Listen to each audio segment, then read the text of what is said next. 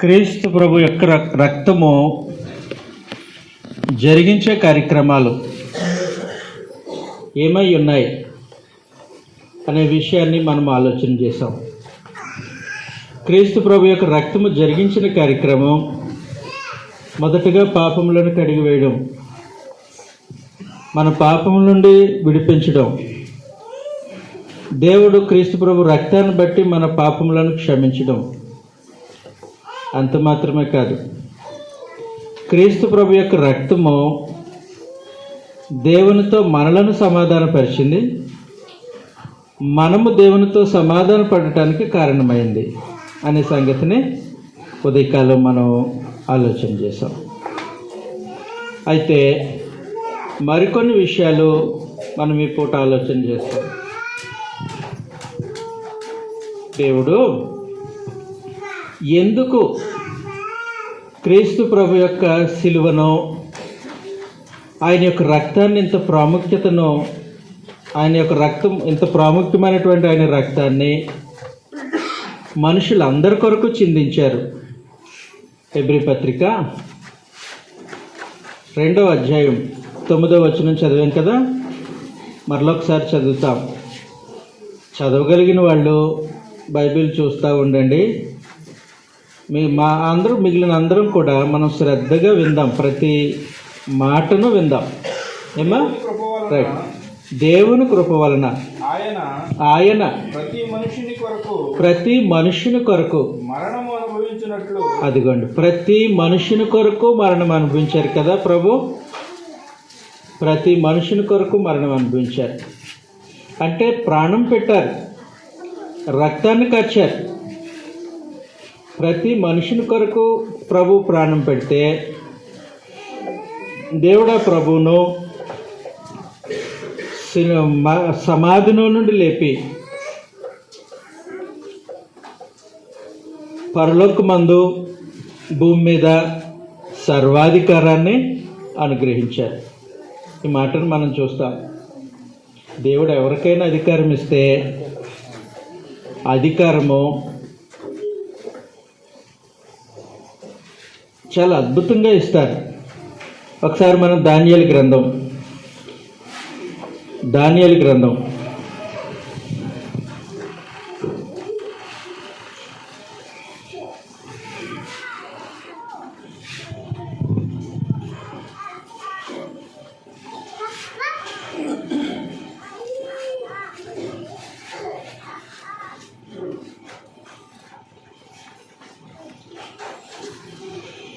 2వ అధ్యాయం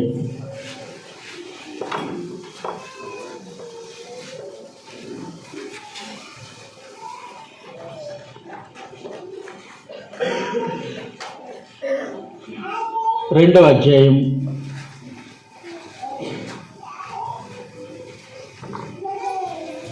37వ వచనంలో రాజా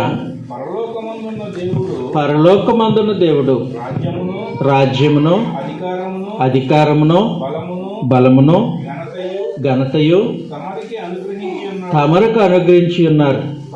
తమరు రాజులకు రాజై ఉన్నారు. ఆయన మనుషులు నివసించు ప్రతి స్థలమందు, మనుషులనేమి, భూజంతువులనేమి, ఆకాశ పక్షులనేమి అన్నిటినీ ఆయన తమరు చేతికి అప్పగించి ఉన్నాడు. కాబట్టి దేవుడు అధికారం ఇస్తే మనుషులు నివసించు ప్రతి స్థలంలోనూ కూడా అధికారం ఇస్తాడు. మనుషుల మీద, ఆయన చేసిన సమస్త సృష్టి మీద అధికారం ఇస్తాడు. అలాంటిది ప్రభువైన యేసు తన అమూల్యమైనటువంటి రక్తాన్ని మనుషులందరి కొరకు చిందించి, ఆయన మరణించి సమాధి చేయబడి పునరుత్థానం లేచిన తర్వాత దేవుడు ఆయనకు సర్వాధికారం ఇచ్చారు. తండ్రి తన కుమారునికి సర్వాధికారం ఇచ్చారు. ఎక్కడెక్కడ? పరలోకం అంతటి మీద సర్వాధికారం ఆయనదే. పరలోకంలో దూతలు ఉంటారు, ప్రధానులు ఉంటారు, అధికారులు ఉంటారు. వారందరిపైన అధికారిగా దేవుడు క్రీస్తు ప్రభుని నియమించారు. 1 పేతురు పత్రిక 3వ అధ్యాయం చివరి వచనాన్ని మనం చూస్తే ఆయన పరలోకమునకు వెళ్ళి అంటే యేసు ప్రభు మరణించి సమాధి చేయబడి పునరుత్థానం లేచిన తర్వాత పరలోకానికి వెళ్ళి దూతల మీదను అధికారుల మీదను శక్తుల మీదను అధికారము పొందినవాడై దేవుని కుడిపార్శ్వమున కూర్చుండెను. దూతల మీదను శక్తుల మీదను అధికారం పొందినవాడే. ఎక్కడుంటారు దూతలు? పరలోకంలో ఉంటారు. పరలోకానికి వెళ్ళి దూతల మీదను శక్తుల మీదను అధికారం పొందినవాడై ఉన్నాడు. అంటే దేవుడు తన కుమారునికి పరలోకమందు సర్వాధికారం అనుగ్రహించారు. పరలోకమందే కాదు, భూమి మీద కూడా సర్వాధికారం అనుగ్రహించారు. మత్తయి సువార్త 28వ అధ్యాయం 18వ వచనంలో ఏముందనంటే, తండ్రి తన కుమారునికి ప్రభు అయిన యేసుకి భూమి మీద కూడా సర్వాధికారం అనుగ్రహించారు. అయితే యేసు వారి యొద్దకు వచ్చి పరలోకమందును భూమి మీదను నాకు సర్వాధికారము ఇయ్యబడి ఉన్నది. కాబట్టి దేవుడు ఏం చేశారనంటే తన కుమారునికి ప్రభు అయిన యేసుకి పరలోకమందు భూమి మీద కూడా సర్వాధికారము అనుగ్రహించారు. భూమి మీద సర్వాధికారం అనుగ్రహించారని అంటే ఎక్కడెక్కడ ఇచ్చుంటారో. నెబుకద్నెజరుకు దేవుడు అధికారం ఇచ్చారు. ఎక్కడెక్కడ ఇచ్చారు? ఎవరి మీద ఇచ్చారు? మనుషులు నివసించు ప్రతి స్థలమందు మనుషుల మీదను సమస్త సృష్టి మీదను దేవుడు అధికారం ఇచ్చారు. మరి యేసు ప్రభువుకి దేవుడు అధికారం ఎక్కడెక్కడ ఇచ్చుంటారు? నాకు చెప్పాలి మీరు.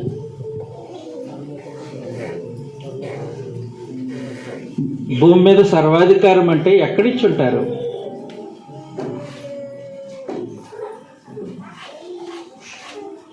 ఇటువైపు ఉన్న వాళ్ళు మాట్లాడతారా, ఇటువైపు ఉన్న వాళ్ళు మాట్లాడతారా? నా ప్రశ్నకి సమాధానం ఎవరు చెప్తారు? లేకపోతే పైన ఉన్న వాళ్ళు చెప్తారా? ఎవరొకరు చెప్పాలి. యేసు ప్రభుని దేవుడు సమాధిలో నుండి లేపి తన కుడిపార్శ్వమునకు హెచ్చించుకొని పరలోకం మీద అధికారం ఇచ్చారు. పరలోకం మీద అధికారం అంటే ప్రధానులు, దూతలు, వీళ్ళందరి మీద అధికారం ఇచ్చాడు. భూమి మీద అధికారం ఇచ్చాడు. భూమి మీద అధికారం ఇచ్చాడంటే ఎవరి మీద ఇచ్చారు? ఏ స్థలంలో ఇచ్చారు? జాగ్రత్తగా గుర్తుపెట్టుకుందాం. మనుషులు నివసించు ప్రతి స్థలమందు క్రీస్తు ప్రభు అధికారి అయి ఉంటారు. భూమి మీద దేవుడు చేసిన సమస్త సృష్టి మీద క్రీస్తు ప్రభు అధికారం అయి ఉంటాడు. మా ఊర్లో క్రీస్తు ప్రభుదే అధికారం. మా ఊర్లో మనుషులు నివసిస్తున్నారు. వైజాగ్లో క్రీస్తు ప్రభుదే అధికారం. అక్కడ నివసిస్తున్నారు. మీ గ్రామాల్లో కూడా క్రీస్తు ప్రభుదే అధికారం. అర్థమైందండి? దేవుడు క్రీస్తు ప్రభుకి ఇచ్చిన అధికారం అలాంటిది. మనుషులు నివసిస్తున్న ప్రతి స్థలం. తమ్ముడు చంటిబాబు భోజనం అయిపోయిన తర్వాత అక్కడికి నిల్చున్నప్పుడు ఇది మా గ్రామం అని చెప్పాడు. ఈ క్రింద ఉదయం మనం పేరు పెట్టాం కదా, ఆ చంటోడు వాళ్ళ తల్లిదండ్రుల గ్రామం అని చెప్పారు. ఈ క్రింద ఇంకో గ్రామం మేము వచ్చేటప్పుడు చూసాం. ప్రతి గ్రామంలో మనుషులు నివసిస్తున్నారు. ప్రతి గ్రామంలో మనుషులు నివసిస్తున్నారని అంటే ప్రతి గ్రామంలో నివసించే మనుషులందరి మీద ప్రభు ఎవరు? అధికారి ఎవరు? యేసు ప్రభు, దేవుని కుమారుడు అధికారి. దేవుడు ప్రతి స్థలంలోనూ, మనుషులు నివసించే ప్రతి స్థలంలోనూ, ప్రతి మనుషుల మీద దేవుడు క్రీస్తు ప్రభుని అధికారిగా, ప్రభువుగా, రాజుగా నియమించాడు. అదే కదా అంటారు అపోస్తలుల కార్య గ్రంథం 2వ అధ్యాయం 36వ వచనంలో మీరు సిలువ వేసిన యేసునే మీరు సిలువ వేసి చంపేశారు యేసు ప్రభుని. అయితే దేవుడు ఆయనను ప్రభువుగాను క్రీస్తుగాను నియమించారు. దేవుడు క్రీస్తుని ప్రభువుగా నియమించారు, రాజుగా నియమించారు, అధికారిగా నియమించారు. మనందరి పైన, మనుషులందరి పైన అధికారిగా నియమించారు. అందుకోసం బైబిల్ గ్రంథంలో ఈ మాట ఉంది, జాగ్రత్తగా వినండి, జాగ్రత్తగా వినండి. ఏముందనంటే అపోస్తలుల కార్య గ్రంథం 10వ అధ్యాయం 36వ వచనంలో అందరికీ ప్రభు ఆయన, దేవుడు ఆయన అందరి మీద ప్రభువుగా నియమించాడు. ఎవరైతే దేవుడు అందరి మీద ప్రభువుగా నియమించినటువంటి ఆయనను తమ ప్రభువుగా అంగీకరిస్తారో, తమ రాజుగా అంగీకరిస్తారో, తమ అధికారిగా అంగీకరిస్తారో వాళ్ళు క్రీస్తు ప్రభు యొక్క రక్త ప్రభావాన్ని బట్టి విమోచింపబడతారు, కడగబడతారు, వారి పాపములు క్షమింపబడతాయి. ఉదయం మనం మాట్లాడుకున్నాం కదా క్రీస్తు ప్రభు యొక్క రక్త ప్రభావం, అదే కదా మనం మాట్లాడుకున్నాం. ఆ ప్రభావం ఎవరికి? ప్రభు యొక్క రక్తం చిందింపబడితే ఆ రక్తం యొక్క ప్రభావం ఏ మనుషులకు ప్రాప్తమవుతుంది? ఏ మనుషులకు అది ఆ ప్రభావం దొరుకుతుంది అనంటే దేవుడు మనుషులందరి మీద క్రీస్తును అధికారిగా ప్రభువుగా నియమించారు. దేవుడు నియమించిన ఆ ప్రభు నా ప్రభు అయితే ఆ రక్తం నాకు వర్తిస్తుంది. అంటే ఆ రక్తము నా పాపాలు బాప్తిస్మంలో కడిగేస్తుంది. కాబట్టి బాప్తిస్మం పొందటానికి ప్రతి మనుషులో దేవుడు నియమించినటువంటి ప్రభువును తమ ప్రభువుగా అంగీకరించాలి. అంటే యేసుక్రీస్తు దేవుని కుమారుడని అంగీకరించాలి. దేవుని కుమారుడని అంగీకరించాలి అంటే దేవుడు నియమించిన రాజు, ప్రభువు, అధికారి. ఆయన తప్ప ఇంకొక అధికారి పరలోకంలో ఎవరు లేరు మనకి, దేవుడు తప్ప. అర్థమవుతుంది కదమ్మా? కాబట్టి అలాగూ ప్రభువును విశ్వసించిన వారు, యేసుక్రీస్తు దేవుని కుమారుడని విశ్వసించిన వారు బాప్తిస్మలో క్రీస్తు ప్రభు రక్త ప్రభావాన్ని బట్టి వారి పాపములను కడిగి వేసుకొని దేవునితో సమాధానపడి ఆయన రాజ్యంలో చేర్చబడతారు. కాబట్టి బాప్తిస్మం పొందడానికి బిడ్డలు సిద్ధంగా ఉన్నారు అని తెలియజేశారు. బాప్తిస్మం పొందవలసిన వారు విశ్వసించాల్సిన సంగతి యేసుక్రీస్తు దేవుని కుమారుడు. హృదయంలో విశ్వసించాలి ఆ సంగతిని. ఇంకా మాట్లాడాను కదా, ప్రతి స్థలం పైన దేవుడు క్రీస్తుని అధికారిగా, అంటే మన ఊరికి, మన ప్రాంతానికి, ప్రతి స్థలంలో, మనుషులు నివసించి ప్రతి స్థలంలో ఆయన ప్రభు అయి ఉన్నాడు. ఆయన ప్రభు అయి ఉన్నాడు. మరి నువ్వు ఒప్పుకుంటావా? అంగీకరిస్తావా? విశ్వసిస్తావా? దాని మీద రక్షణ ఆధారపడి ఉంటుంది. అర్థమవుతుంది కదమ్మా? కాబట్టి విశ్వసిస్తే నోటితో ఒప్పుకోవాలి. ఏమని ఒప్పుకోవాలి? యేసుక్రీస్తు దేవుని కుమారుడు. అప్పుడు రక్షింపబడతారు బాప్తిస్మం. ఇలాగూ పరమదేవుడు క్రీస్తు ప్రభు యొక్క రక్తాన్ని, ఆయన రక్త ప్రభావాన్ని ప్రతి మనుషులకి ఆయన అందిస్తూ ఉన్నాడు. అయితే ఇక్కడ మన మధ్యలో బాప్తిస్మం పొందలేని వారు ఉన్నారు, పొందిన వాళ్ళు కూడా ఉన్నారు. క్రీస్తు ప్రభు యొక్క రక్తం జరిగించే పనులకు దూరంగా ఉన్నవాళ్ళు ఉన్నారు. క్రీస్తు ప్రభు రక్తము జరిగించినటువంటి పనులను అనుభవించిన మనం కూడా ఉన్నవాళ్ళు కూడా ఉన్నారండి. బాప్తిస్మం పొందిన వాళ్ళు ఎంతమంది? ఇక్కడ రక్షింపబడిన వాళ్ళు ఎంతమంది? అమ్మో, చాలామంది ఉన్నారు. చాలా సంగతి. అయితే ఒక సంగతి, క్రీస్తు ప్రభు యొక్క రక్తంలో మన పాపములను శుద్ధి చేసుకున్న తర్వాత, కడిగి వేసుకున్న తర్వాత దేవునితో సమాధాన స్థితి ఏర్పాటు చేసుకున్న తర్వాత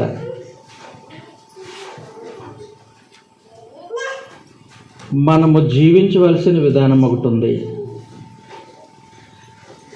మనలో ప్రతి ఒక్కరము ప్రవర్తించవలసిన విధానం ఒకటి ఉంది. అదేంటంటే హెబ్రీయులకు రాసిన పత్రిక 9వ అధ్యాయం 14వ వచనంలో నిత్యుడగు ఆత్మ ద్వారా, హెబ్రీ పత్రిక 9వ అధ్యాయం 14వ వచనం చదువుతున్నారు సహోదరులు. నిత్యుడగు ఆత్మ ద్వారా తను తాను దేవునికి నిర్దోషిగా అర్పించుకొనిన క్రీస్తు యొక్క రక్తము నిర్జీవ క్రియలను విడిచి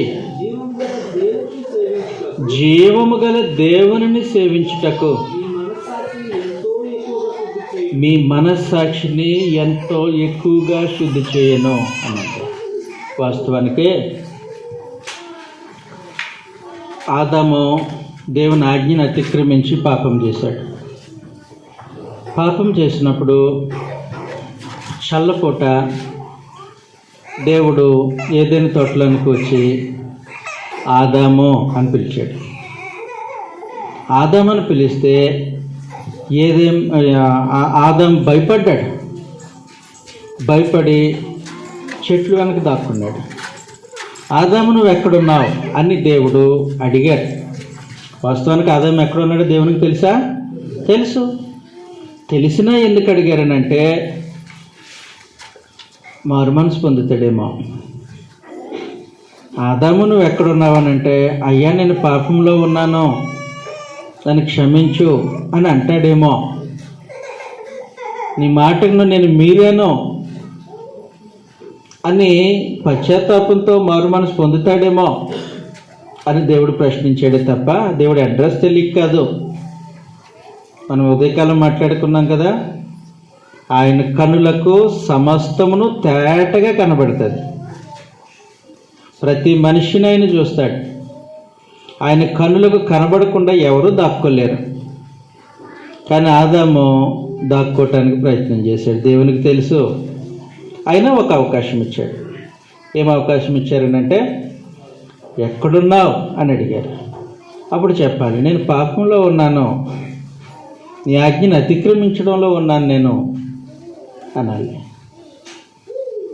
కానీ అతడు ఏమన్నాడనంటే ఆదాము నువ్వు ఎక్కడున్నావు అన్నప్పుడు నీ మాట విని నీ స్వరం విని భయపడి చెట్టు వెనక దాక్కున్నాను, చెట్ల వెనక దాక్కున్నాం, మేము దిగంబరులో ఉండి చెట్ల వెనక దాక్కున్నాం అని అన్నాడు.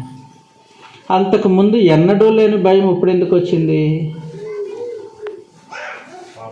దేవుడు ఆదాముకు ఆజ్ఞాపించినప్పుడు ఏమని ఆజ్ఞాపించాడు? నువ్వు చెట్టు ఫలం తినొద్దు అన్నప్పుడు భయమైలే.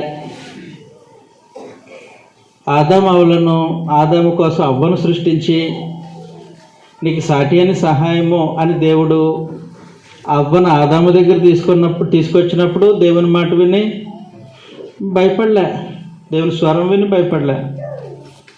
తర్వాత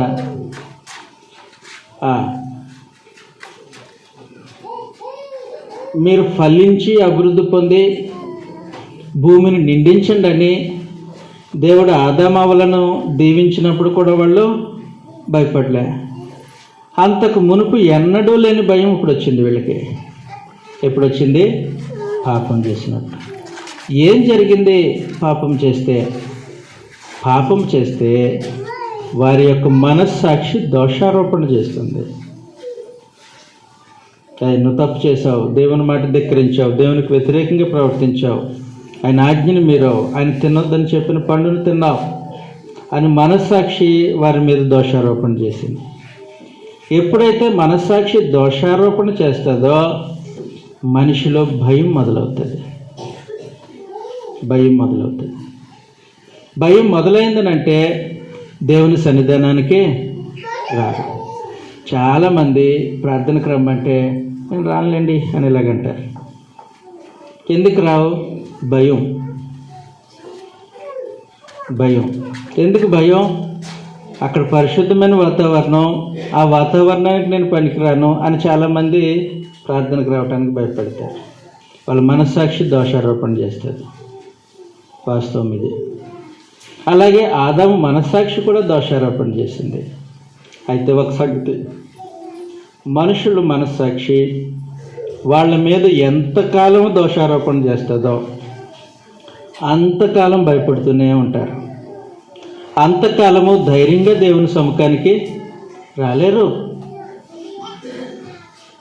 మరి అంతకాలం దేవుని సముఖానికి రాకపోతే దేవునితో సమాధానం ఎక్కడ పెడతారు? ఆయన్ని ఎప్పుడు సేవిస్తారు? ఆయన్ని ఎప్పుడు ఆరాధిస్తారు? ఆయన కోరినట్లుగా ప్రవర్తన దిద్దుకోవటానికి ఆయన సందేశం ఎప్పుడు వింటారు? అవునా? ప్రమాదకరమైన పరిస్థితి. అందువలన క్రీస్తు ప్రభు రక్తము మనుషుల యొక్క భయాన్ని, అంటే దోషారోపణను, మనస్సాక్షి చేసే దోషారోపణను పోగొట్టడానికి ముందుగా ఆయన రక్తము మనుషుల యొక్క, ఆయన యందు విశ్వాసం ఉంచిన మనుషుల యొక్క మనస్సాక్షిని శుద్ధి చేస్తుంది. దేన్ని శుద్ధి చేస్తుంది? మనస్సాక్షిని శుద్ధి చేస్తుంది. చదువుతాం ఈ మాటను. హెబ్రీ పత్రిక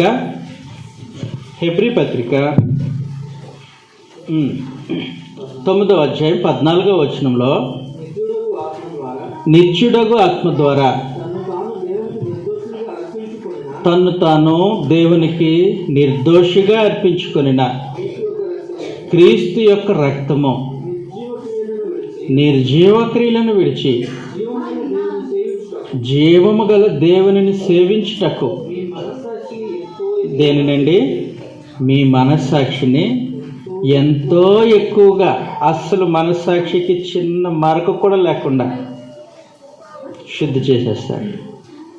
క్రీస్తు ప్రభు రక్తం శుద్ధి చేస్తుంది. అప్పుడు మనస్సాక్షికి క్రీస్తు ప్రభు రక్తాన్ని శుద్ధి చేసేసింది అనుకున్న మనస్సాక్షిని, అప్పుడు ధైర్యంగా దేవుని సముఖానికి వెళ్తారు, ఆయన ఆరాధిస్తారు, ఆయన సేవిస్తారు, ఆయన ప్రార్థన చేస్తారు, తండ్రి అని పిలుస్తారు ఆయన్ని. కదా? ఈ భాగ్యం ఆదాముకి లేదు. ఉందండి? లేదు. భయపడ్డాడు, చెట్లు వెనక దాక్కున్నాడు, చివరికి బయటికి నెట్టివేయబడ్డాడు. కానీ క్రీస్తు ప్రభు రక్తం మన మనస్సాక్షిని శుద్ధీకరించే కార్యక్రమాన్ని జరిగిస్తుంది.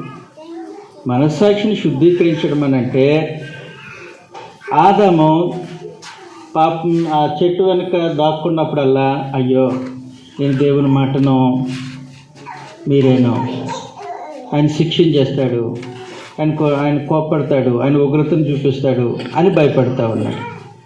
మనస్సాక్షికి తాను చేసిన పాపం జ్ఞాపకం వస్తూ ఉంది కదా? మనస్సాక్షికి పాప జ్ఞప్తి వస్తూ ఉంది. మనస్సాక్షి దోషారోపణ చేస్తూ ఉంది. క్రీస్తు ప్రభు రక్తం ఏం చేస్తుందనంటే, ఆయన యందు విశ్వాసం ఉంచిన వారి యొక్క మనస్సాక్షిని పాప జ్ఞప్తి లేకుండా తుడిచేస్తుంది, కడిగేస్తుంది. చదువుతాం ఈ మాటను మనం.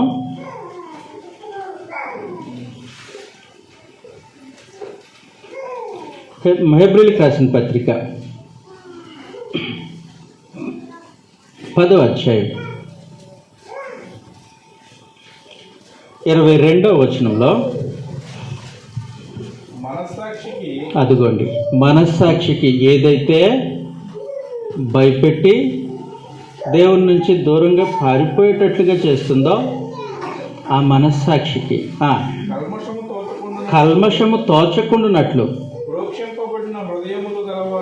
ప్రోక్షింపబడిన హృదయములు గలవారమై నిర్మలమైన ఉదకముతో స్నానము చేసిన శరీరములు గలవారమై ఉండి అంటున్నాడు. అంటే మనస్సాక్షికి కల్మషం తోచకుండా క్రీస్తు ప్రభు రక్తం ఏం చేస్తుంది? హృదయాన్ని ప్రోక్షణ చేస్తుంది. అప్పుడు ఏమవుతుందో తెలుసా? వాస్తవానికి జాగ్రత్తగా నమ్మట్టు వెళ్ళండి. యేసు ప్రభు రక్తము మన హృదయాన్ని తాకితే మనస్సాక్షికి కల్మషం తోచదు. అంటే ఆదాం భయపడ్డాడు కదా, అయ్యో నేను పాపం చేసేసాను, దేవుడు నన్ను ఏం చేసేస్తాడో అని భయపడ్డాడు కదా.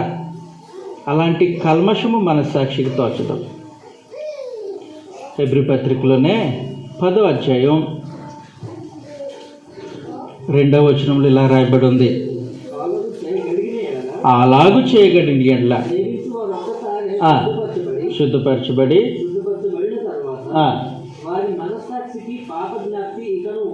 కాబట్టి పాప జ్ఞప్తి లేకుండా ఉండడం ప్రాముఖ్యం. మనస్సాక్షికి పాపములు జ్ఞాపకం రాకుండా ఉండడం ప్రాముఖ్యం. మనసుకు వస్తే పెద్ద ఇబ్బంది ఏం లేదు, కానీ మనస్సాక్షికి పాప జ్ఞప్తి లేకుండా ఉండడం ప్రాముఖ్యం. దేవుడు జాగ్రత్తగా నా మాట వినండి, ప్రతి ఒక్కరికి మనస్సాక్షి పెట్టాడు కదా, మనస్సాక్షి పెట్టాడు. మనస్సాక్షిని ఎందుకు పెట్టాడనంటే వాళ్ళు చేస్తున్నటువంటి పని అవి కరెక్టో కాదో వాళ్ళకే తెలిసేటట్టుగా పెట్టాడు. మనం చేసేది పాపమో పరిశుద్ధమైనదో మనకే తెలిసేటట్లుగా మనలోనే ఒక డివైజ్ పెట్టాడు పరమదేవుడు. అదే మనస్సాక్షి. అర్థమవుతుంది కదండి? అదే మనస్సాక్షి. కరెక్ట్గా దేవుని ఆజ్ఞలు కరెక్ట్గా పాటిస్తే మనస్సాక్షి యు ఆర్ రైట్, నువ్వు మంచోడివి అంటారు. ఆజ్ఞలు మేరితే ఎవరో చెప్పవసరం లేదు, మన మనస్సాక్షే మన మీద దోషారోపణ చేస్తుంది. అలాంటి పరిస్థితిని ప్రతి మనిషిలో దేవుడు పెట్టాడు. ప్రతి మనిషిలో దేవుడు పెట్టాడు. ఇప్పుడు ఒక ఆయన దొంగిలించాడండి, వస్తువుని దొంగతనం చేశాడు, అందరి ముందు బుక్కాయం చేశాడు. అందరూ అన్నారా చేయలేదులే ఈయన అని వదిలేశారు. ఇంటికి వెళ్ళిపోయాడు. ప్రశాంతంగా పడుకోగలడా? అతను మనస్సాక్షి ఏం చేస్తావంటే, ఒరే నువ్వు అందరినీ నమ్మించావు కానీ నన్ను నమ్మించలేవురా, నువ్వు దొంగవే నాకు తెలుసు అని చెప్తాడు. అలాంటిది మనస్సాక్షి. అది మనస్సాక్షి చేసే పని. అతను పాపం ఏ పొరపాటు చేయలేదు. 10 మంది కలిసి అతని మీద నిందేశారు. అందరూ ఇతడు పొరపాటు చేశాడు అంటారు, దొంగిలించాడు అన్నారు. కానీ అతను మనస్సాక్షి ఏం చెప్తుంది ఆయనకి, రే నువ్వు ఎంతమంది అని పట్టించుకోకు, నువ్వు చేయలేదన్న సంగతి నాకు తెలుసు అని మనిషిని ధైర్యపరుస్తుంది. తప్పు చేసిన వాడిని అదే మనస్సాక్షి గద్దించి భయపెడుతుంది. అవునా? మనస్సాక్షికి పాపము జ్ఞాపకం వస్తే జరిగే పరిస్థితి అది.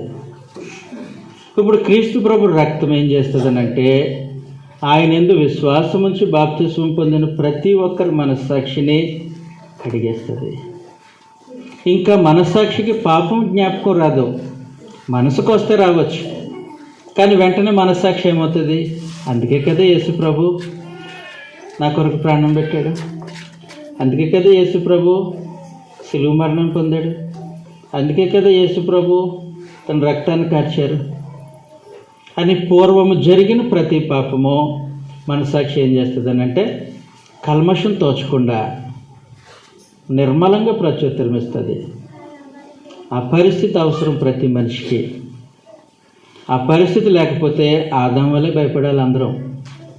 చదువుతాం ఈ మాటను మనం. 1 పేతురు పత్రిక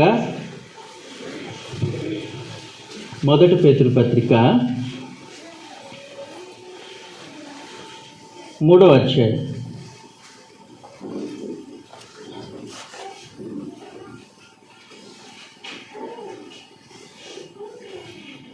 21వ వచనంలో నుండి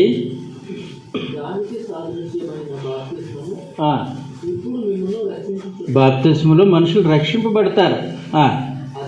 అదేమనగా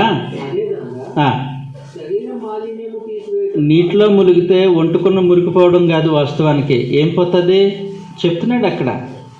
బాప్తిస్మలో ఏం జరుగుతుందో చెప్తున్నాడు. శరీర మాలిన్యం తీసివేయటం కాదు, కానీ యేసుక్రీస్తు పునరుత్థానం మూలముగా దేవుని విషయమై నిర్మలమైన మనస్సాక్షి ప్రత్యుత్తరం ఇస్తుంది. బాప్తిస్మంలో ఏమని ఇస్తుంది అంటే, నీ పాపములు క్షమింపబడ్డాయి, నీ కొరకు యేసు ప్రభు రక్తం కార్చారు ఆయన రక్తంలో నువ్వు కడగబడ్డావు. ఆ పాపం నుండి విమోచింపబడ్డావు. దేవుడు నీతో సమాధాన పడ్డారు. దేవునికి నీకు మధ్యలో ఇంక శత్రుత్వం లేదు అని మనస్సాక్షి మనకు చెప్తుంది. అర్థమవుతుంది కదమ్మా? కాబట్టి మనస్సాక్షి నిర్మలంగా ప్రత్యుత్తరం ఇస్తుంది. ఇది అవసరం ప్రతి మనిషికి. ఇలా జరగనంతసేపు దేవుడంటే మనుషులు దోషారోపణకు గురై భయపడతారు. ఆదంలాగా ఆయన స్వరం వింటే భయపడతారు. ఆయన సన్నిధి అంటే భయపడతారు. ఆయనతో సహవాసం అంటే భయపడతారు. కాబట్టి క్రీస్తు ప్రభు యొక్క రక్త ప్రభావం మనస్సాక్షికి కల్మషం తోచుకుంటున్నట్లు, అంటే పాపజ్ఞప్తి లేకుండా పూర్తిగా మనస్సాక్షిని శుద్ధీకరించేస్తుంది బాప్తిస్మంలో క్రీస్తు ప్రభు యొక్క రక్తం. ఎప్పుడైతే మనస్సాక్షి శుద్ధీకరింపబడిందో దేవుని ఎదుటకు ధైర్యంగా వస్తాం. మొదటి యోహాను పత్రిక 3వ అధ్యాయం 21వ వచనంలో నుండి, అమ్మ నేను చెప్తుంది అర్థమవుతుంది కదా మీకు? రైట్. 21వ వచనంలో నుండి, ప్రియులారా మన హృదయము మన యందు దోషారోపణ చేయని ఎడల దేవుని ఎదుట ధైర్యము గలవారమై ఉందము. దోషారోపణ చేస్తే, మనసాక్షి దోషారోపణ చేస్తే ధైర్యం ఉండదు. ఇప్పుడు దోషారోపణ చేయకపోతే ధైర్యం. హృదయం దోషారోపణ చేయకపోతే ధైర్యంగా ఉంటాం. అర్థమవుతుంది కదండి? కాబట్టి మనస్సాక్షి శుద్ధీకరింపబడి దేవుని ఎదుట ధైర్యంగా నిలబడి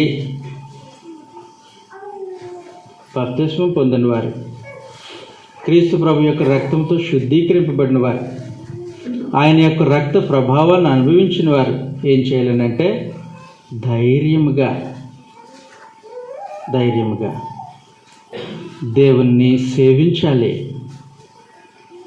భయపడిన అవసరం లేదు. నాకేదో హాని వచ్చేస్తుందని అవసరం లేదు. ఆయన పిల్లలుగా, ఆయన జనాంగంగా, ఆయన ప్రజలుగా ధైర్యంగా ఆయన ముందుకు వచ్చి ఆయనకు ప్రీతికరమైనటువంటి సేవ చేయటానికి ఉన్నాడు. హెబ్రీ పత్రిక 9వ అధ్యాయం 14వ వచనాన్ని మరల ఇంకొకసారి చదువుతాం. నిత్యుడగు ఆత్మ ద్వారా తను తాను దేవునికి నిర్దోషిగా అర్పించుకొనిన క్రీస్తు రక్తము, ఎదిగో ఏం చేయాలి? నిర్జీవ క్రియలను విడిచిపెట్టాలి.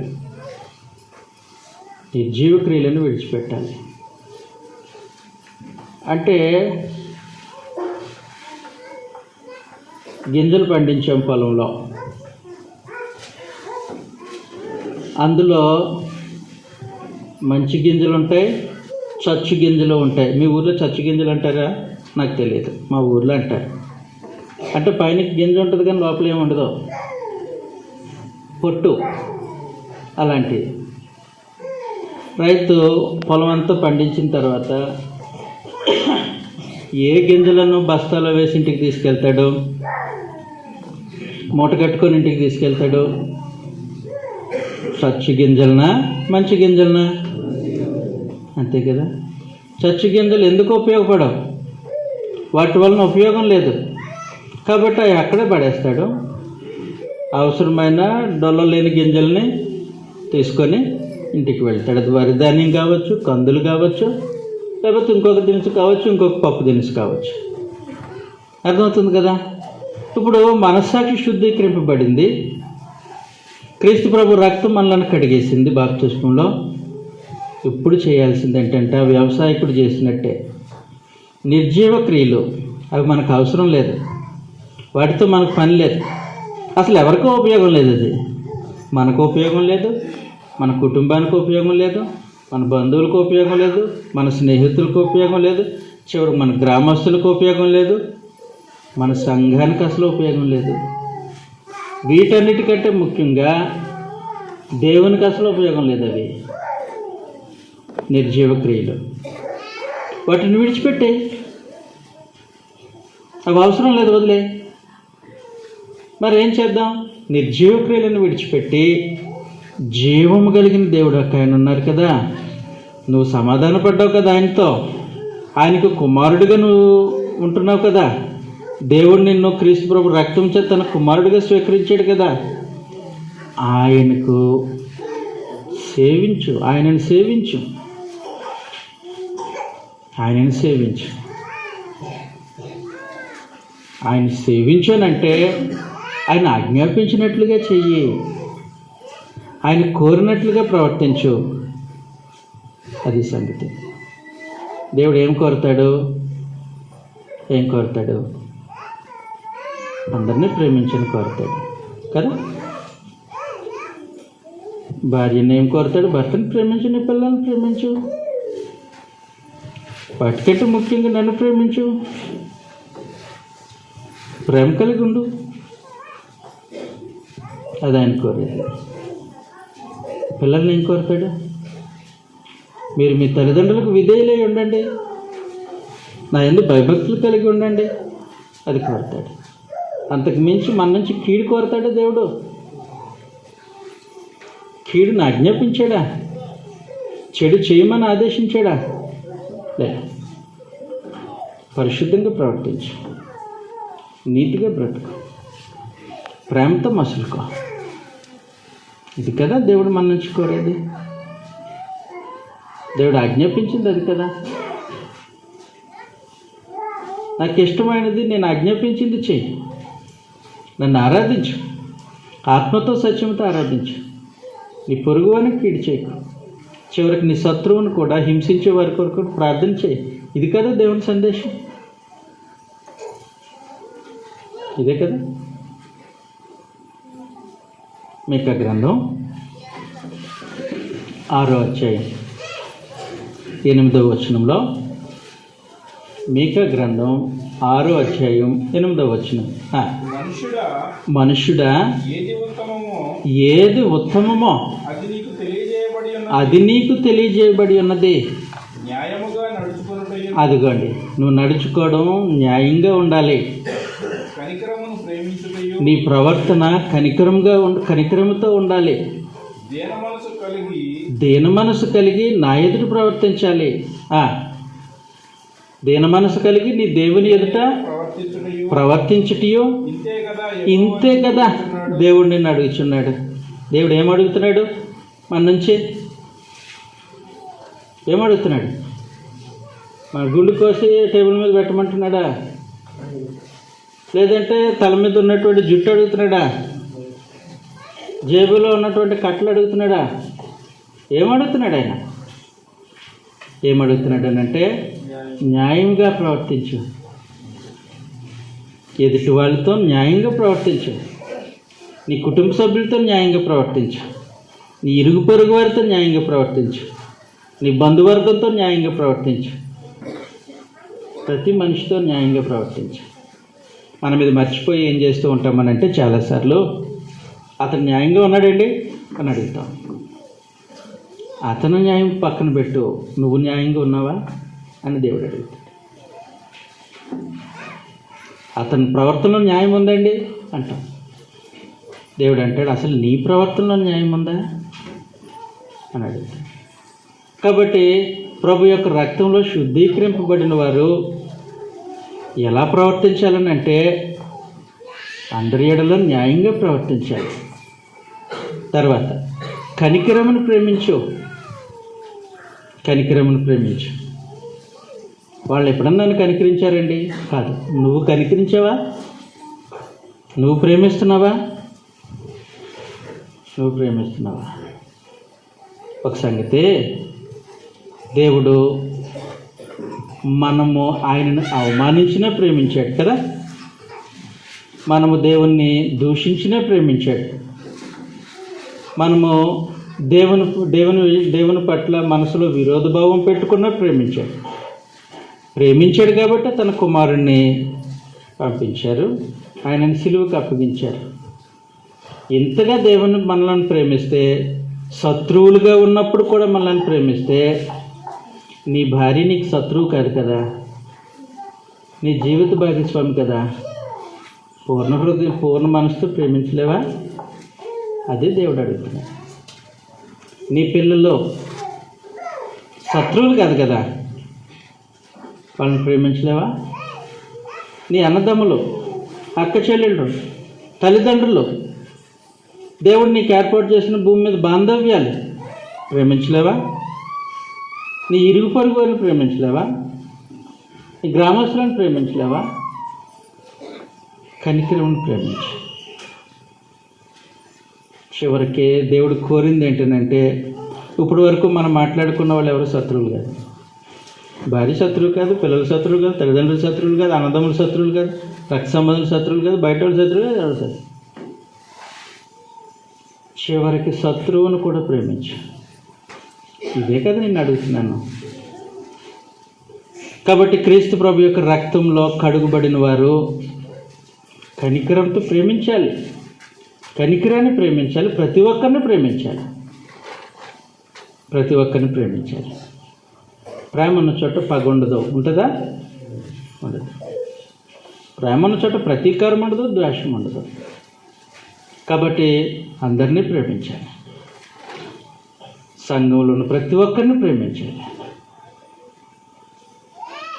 అదే కదా దేవుడు నిన్ను అడుగుతున్నాడు. చదువుతాము ఇప్పుడు మలాకి గ్రంథం 6వ అధ్యాయం 8వ వచనంలో. టైం అయిపోతుంది, త్వరగా చదివేసేద్దాం. మలాకి గ్రంథం 6వ అధ్యాయం 8వ వచనం. మలాకి కాదు, మీక. మనుషుడా ఏది ఉత్తమమో అది నీకు తెలియజేయబడి ఉన్నది.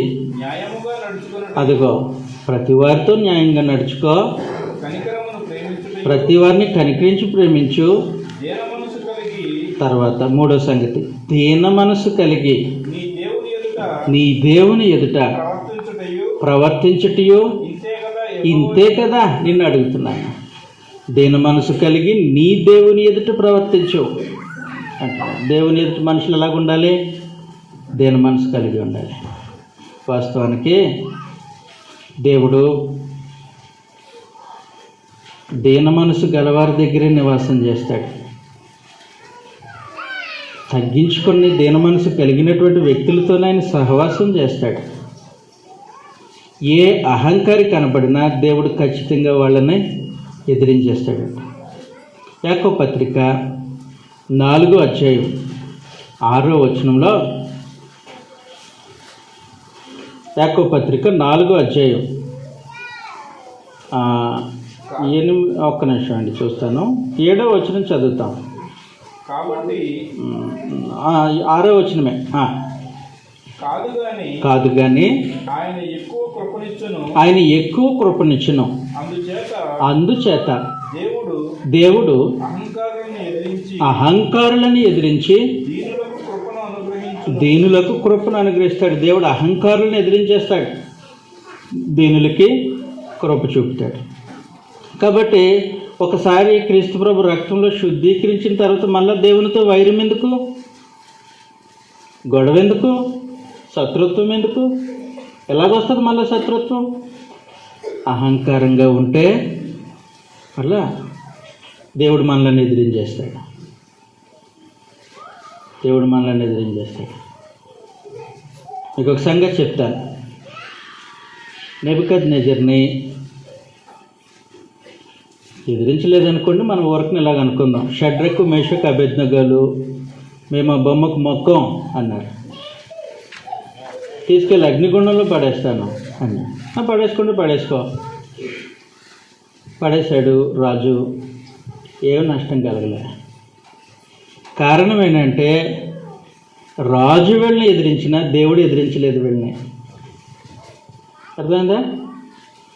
ఇప్పుడు నెబుకద్నెజరు అగ్నిలో పడేస్తే దేవుడు రక్షించాడు. దేవుడే అగ్నిలో పడేస్తే ఎవరు రక్షిస్తారు?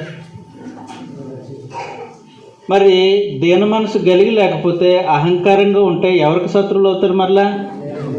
అది సంగతి. కాబట్టి ఆయన చెప్తున్నాడు, నా ఎదుట దీన మనసు కలిగి నడుచుకో. ఇదే కదా నేను అడుగుతున్నాను అంటున్నాడు. కాబట్టి క్రీస్తు ప్రభు యొక్క రక్తంలో శుద్ధీకరింపబడిన తర్వాత మనుషుల యొక్క ప్రవర్తన ఈ విధంగా ఉండాలి. ఎలా ఉండాలి? కనికరమును ప్రేమించు, న్యాయంగా నడుచుకో, దీన మనసు కలిగి నీ దేవుని ఎదుట ప్రవర్తించు. దీన మనసు కలిగి నీ దేవుని ఎదుట ప్రవర్తించడం అని అంటే అది ఎక్కడ ప్రారంభం అవుతుందో తెలుసా? నీతో సహవాసం చేస్తున్న మనుషుల మధ్యలో ప్రారంభమవుతుంది, మనుషులతో ప్రారంభమవుతుంది. నేను గుడికి వెళ్ళాక, ప్రార్థనకి వెళ్ళాక చర్చ్ బిల్డింగ్లో చాలా దీనంగా ఉంటానండి. ఇంటికి వచ్చిన తర్వాత నా అంతటోడు లేడంటానండి అన్నామనుకో, అది దేని మనసా? మనము ఎదుటి వారి ఎదుట కూడా దేని మనసు కలిగి ఉంటే దేవుడు తన ఎదుట కూడా దేని మనసు కలిగి ఉన్నట్లుగా లెక్కిస్తాడు. అర్థమవుతుంది కదా? 1 పేతురు పత్రిక 5వ అధ్యాయం, 1 పేతురు పత్రిక 5వ అధ్యాయం 5వ వచనంలో నుండి, చిన్నలారా మీరు పెద్దలకు లోబడి ఉండుడి. మీరందరూ, అందరా కొందరా? అందరంటే నేను కూడా ఉంటాను కదా దాంట్లో, గ్యారంటీగా ఉంటారు. అందరంటే మీరు కూడా ఉంటారు కదా దాంట్లో, గ్యారంటీగా ఉంటారు. మీరందరూ ఎదుటివాని ఎడల దీన మనస్సును వస్త్రమును ధరించుకొనిడి అంటున్నాడు. కాబట్టి ఎదుటివాని ఎడల దీన మనస్సు, దేవుని ఎదుట కూడా మనుషులు దీన మనసు కలిగి ప్రవర్తించారు. కాబట్టి ఎదుటివాని ఎడలే మనుషులు దీన మనసు కలిగి లేకపోతే దేవుని ఎదుట ఉంటారా? యోహాను 1వ పత్రికలో ఒక మాట ఉంది, నీవు కనిపించే మనిషిని సహోదరుని ప్రేమించకపోతే కనబడిన దేవుని ప్రేమిస్తావంటే ఎలా నమ్మేది అన్నాడు. నువ్వు కనిపించే నీ సహోదరుడి ఎదుటే దేని మనసు కలిగి లేకపోతే కనబడిన దేవుని ఎదుట దేని మనసు కలిగి ఉంటాయని నమ్ముతాడా? నువ్వు గర్విష్ఠుడు అయితే దేవుడు నిన్ను అంగీకరిస్తాడా? అంగీకరించడు. కాబట్టి ప్రభు యొక్క రక్తంలో శుద్ధీకరింపబడిన తర్వాత మనుషులు ఎలా ప్రవర్తించాలని అంటే ఈ విధంగా ప్రవర్తించాలి, ఈ విధంగా ప్రవర్తించాలి. అందుకోసమే ఇలాంటి ప్రవర్తన కలిగి ఉండటానికి మన మనస్సాక్షిని క్రీస్తు ప్రభు తన రక్తం చేత శుద్ధీకరించాడు, మన పాపములను కడిగాడు, దేవునితో మనలను సమాధానపరిచాడు. ఊరకనే కాదు,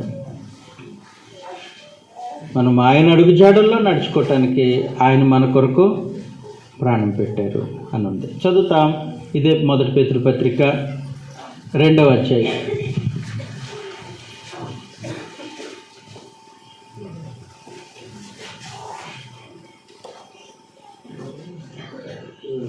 21వ వచనంలో, క్రీస్తు కూడా మీ కొరకు బాధపడి మీరు తన అడుగుజాడల యందు నడుచుకొనున్నట్లు మీకు మాదిరి ఉంచిపోయాను. కాబట్టి ఆయన అడుగుజాడల్లో నడవటానికి, ఆయనలాగా నడవటానికి ఆయన మన కొరకు మాదిరి ఉంచి ఆయన చనిపోయారు. ఆయన మనకు మాదిరి ఉంచి ఆయన చనిపోయారు. కాబట్టి క్రీస్తు ప్రభు యొక్క రక్త ప్రభావము మన జీవితాన్ని తాకితే జీవితము ఇలాగ మార్చుకోవాల్సిన అవసరం ఉంది. ఇందుకొరకే దేవుడు క్రీస్తు ప్రభుని లోకానికి మన నిమిత్తము పంపించారు. బాప్తిస్మం పొందినప్పటికీ ఇప్పటికీ జీవితం మారకపోతే ఎందుకు, ఎవరికి ఉపయోగం?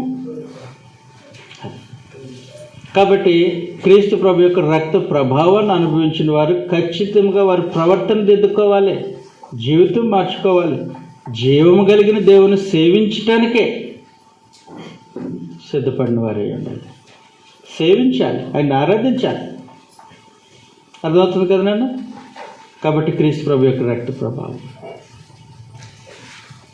ఇంకొక సంగతి ఏంటంటే మనం మనుషుల్ని ఎదిరించే అవసరం లేదు, మానవ మాత్రలను ఎదిరించే అవసరం లేదు. కానీ క్రీస్తు ప్రభు యొక్క రక్త ప్రభావాన్ని బట్టి మనం ఏం చేయాలనంటే అపవాదిని ఓడించాలి, సాతానుని ఓడించాలి, సాతాను శోధనలను జయించాలి. ప్రకటన గ్రంథం 12వ అధ్యాయం 11వ వచనంలో ప్రకటన గ్రంథం గొర్రెపిల్ల రక్తమును బట్టి తామిచ్చిన సాక్ష్యమును బట్టి వానిని జయించి ఉన్నారు గాని మరణము వరకు తమ ప్రాణములను ప్రేమించిన వారు కారు. అది గొర్రెపిల్ల రక్తమును బట్టి అంటే యేసుప్రభు రక్తాన్ని బట్టి వానిని అంటే అపవాదిని జయించి ఉన్నారు, సాతాన్ని జయించి ఉన్నారు అని అన్నాడు. వాస్తవానికి ఏం జరిగిందనంటే అపవాది చాలా బలవంతుడు, చాలా బలవంతుడు. మొదట్లో బలవంతుడు కాదు. మొదట్లో ఏదైనా తోటలో చిన్న సర్పం ఆదాము అవ్వల దగ్గరికి వచ్చాడు, వాళ్ళను మోసం చేశాడు, పాపంలో పడేశాడు, కొంచెం ఉబ్బాడు అంటే బలవంతుడయ్యాడు. మనుషులందరి చేత పాపం చేపిస్తున్నాడు కదా, మనుషులందరూ పాపం చేశారు, ఇంకా బలవంతుడయ్యాడు. ఎంత బలవంతుడయ్యాడనంటే ఆ ఏదైనా తోటలో ఉన్న చిన్న సర్పము పెద్ద ఘట సర్పం అయిపోయింది. ఎంత పెద్ద ఘట సర్పం అయిపోయిందంటే చదువుతాం. ప్రకటన గ్రంథం 12వ అధ్యాయం కదా చదువా, 12వ అధ్యాయం 12వ అధ్యాయం వచనం చూస్తున్నా. 3వ వచనంలో నుండి అంతటా పరలోకమందు ఇంకొక సూచన కనబడెను. ఇదిగో ఎర్రని మహా ఘట సర్పము, దానికి 7 తలలు 10 కొమ్ములను ఉండెను, దాని తలల మీద 7 కిరీటములు ఉండెను, దాని తోక అంత పెద్ద పాము ఎప్పుడైనా చూసారా? తోక ఆకాశానికంటే అంత పాము ఎప్పుడైనా చూసారా మీరు? ఉండవు, చూడలేదు. అపవాదిని గురించి అక్కడ చెప్తూ ఎర్రని ఘట సర్పం అని చెప్పి దాని తోకతో ఆకాశ నక్షత్రములలో 3వ భాగమును ఈడ్చి కిందకు పడేశాడు అని ప్రవచన భాషలో సింబాలిక్ లాంగ్వేజ్లో వర్ణించాడు. అంటే దాని బలాన్ని చూపిస్తూ చేసిన సంగతి. కాబట్టి ఎంత బలవంతుడు అపవాది! ఇప్పుడు ఈ మనలో ఎవరమైనా బలవంతుడి ముందు నిలబడగలమా? అపవాదితో పోరాటానికి వెళ్ళి దావీదు ఓడిపోయాడు కదా. దావీదు బలవంతుడే, యుద్ధవీరుడే. ఫిలిస్తీన్లు జయించాడు, అపవాదిని జయించగలిగాడా? చెప్పాలి మీరు. లేదు. సొలొమోను జ్ఞానవంతుడే, అపవాదిని జయించాడా? లేదు, ఓడిపోయాడు. సంసోను బలవంతుడే. సంసోను బలం గ్రంథంలో మనం చూస్తే చాలా బలవంతుడు. కానీ దెలీలా రూపంలో అపవాది ప్రత్యక్షమైతే ఓడిపోయాడు, శోధన వస్తే ఓడిపోయాడు కదా. అపవాదిని ఎవరూ జయించలేకపోతున్నారు మనుషులు. కాబట్టి ప్రభు శరీరాన్ని ధరించుకొని భూమి మీదకి వచ్చి బలవంతుడైన అపవాదితో పోరాడి అపవాదిని ఓడించేశారు, నాశనం చేసేశారు. చదువుతాం. హెబ్రీలకు రాసినటువంటి పత్రిక 2వ అధ్యాయం 14వ వచనంలో కాబట్టి ఆ పిల్లలు రక్తమాంసములు గలవారైనందున ఆ ప్రకారమే మరణము యొక్క బలము గలవారిని అనగా అపవాదిని మరణము ద్వారా నశింప చేయుటకును జీవితకాలమంతయు అదిగో జీవితకాలం అంతయు మరణ భయము చేత దాస్యమునకు లోబడిన వారిని విడిపించుటకును ఆయన కూడా అదిగో ఆయన రక్తమాంసాలు ఎందుకు పాల్పడాడట? అపవాదిని నశింప చేయటానికి యేసు ప్రభు శరీరం ధరించుకొని వచ్చి అపవాదిని చిత్తుగా వాడగొట్టేశాడు సిలువలో. వాస్తవానికి సిలువలో ఏం జరుగుతుందని అంటే యుద్ధం జరుగుతుంది. ఎవరెవరికి? యేసు ప్రభుకి అపవాదికి యుద్ధం జరుగుతుంది. అపవాది రోమా సైనికులను జతపట్టుకొని యుద్ధం చేస్తున్నాడు ఆయన దేహం మీద. ప్రభు ఆయన మనసులో సహింపు అనే ఆయుధంతో యుద్ధం చేస్తున్నాడు. సహింపు ముందు హింస ఓడిపోయింది, అపవాది ఓడిపోయాడు. అపవాది క్రియలు కూడా లయమైపోయాయి. అపవాది నశించిపోయాడు, శక్తిహీనుడు అయిపోయాడు. అంత ఎగసిపడిన ఆ 7 తలల పాము టపిక్కిన కింద పడింది. తల చితక్కొట్టాడు ప్రభు. యేసు ప్రభు అపవాది యొక్క తలను చితక్కొట్టేశాడు. చెప్పాడు కదా, నీకును స్త్రీకిని నీ సంతానమునకును ఆమె సంతానమునకును వైరము కలుగజేస్తాను, ఆయన నిన్ను తల మీద కొడతాడు అని. కాబట్టి యేసు ప్రభు స్త్రీ సంతానంగా జన్మించి అపవాది తల చితక్కొట్టేశాడు. పాముకు ప్రాణం ఎక్కడ ఉంటుంది? నిజమే, మీకు బాగా తెలుసు, తలలోనే ఉంటుంది. తల మీద కొడతారు, చచ్చిపోతాడు. యేసు ప్రభు అపవాదిని ఎక్కడ కొట్టాడు? అపవాది అయిపోయింది, ఫినిష్. అయితే ఒక సంగతి, మీరు ఎప్పుడన్నా పామును కొట్టినప్పుడు తల చితికిపోయినా తోక కదులుతుంది. యేసు ప్రభు అపవాది యొక్క తలను చితక కొడితే ఇప్పుడు తోక ఊపుతున్నాడు. ఎవరి మీద ఊపుతాడు తోక? మన మీదే. శోధనల చేత, హింస చేత, లేకపోతే ఇంకొక వాటి చేత తోకతో దాడి చేస్తాడు. ఇప్పుడు ఏం చేయాలనంటే ఆ తోకను ఓడించాలి, తోకను జయించాలి. ఎవరో? ఆయన రక్తంలో కడగబడిన వారు. అదే మాట అన్నారు. కొత్త సంగతి కథ చదువుదాం. ఇప్పుడు ప్రకటన గ్రంథం 12వ అధ్యాయం. ప్రకటన గ్రంథం 12వ అధ్యాయం 11వ వచనంలో, వారు గొర్రెపిల్ల రక్తమును బట్టి తామిచ్చిన సాక్ష్యమును బట్టి ఎవరిని? అపవాదిని జయించి ఉన్నారు. తోక కదుపుతున్నాడు అపవాది, తల చిదిగింది, క్రీస్తుప్రభు చెదగొట్టేశాడు. ఇప్పుడు కదులుతున్నటువంటి తోకను మనం జయించాలి. క్రీస్తుప్రభు యొక్క రక్తంలో కడుగుబడిన వారు అపవాదిని జయించాలి. అంటే అపవాది శోధన జయించాలి. శోధన అంటే తోపడం. అపవాది ఏదైనా హింస కలిగించాడు అనుకోండి మన మీద, దానిని జయించాలి ఓర్పు అనే ఆయుధంతో. శోధన జయించాలి ప్రార్థన అనే ఆయుధంతో. అర్థమవుతుంది కదండి? అలాగూ జయించటానికే క్రీస్తు ప్రభు తన రక్తం చేత మనలను కడిగాడు. అలాగే జయించడానికి క్రీస్తు ప్రభు మన రక్తం చేత కడిగాడు. కాబట్టి క్రీస్తు ప్రభు రక్తం చేత శుద్ధీకరింపబడిన వారు అపవాదిని జయించాలి. వాస్తవమైన సంగతి ఏంటంటే, దేవుడు మనకు ఒక వాగ్దానం చేశారు. అపవాదిని జయించడానికి నీకు మనసు ఉంటే, శోధన సహించే, శ్రమను సహించే ఓర్పు ఉంటే, శోధనను ఎదిరించే ప్రార్థన జీవితం ఉంటే, వాక్యానుసారంగా ప్రవర్తించడానికి హృదయం సిద్ధపడితే, గ్యారంటీగా దేవుడు మన చేత అపవాదిని ఓడిస్తారు. రోమీయులకు రాసిన పత్రిక 16వ అధ్యాయం. రోమీయులకు రాసినటువంటి పత్రిక 16వ అధ్యాయం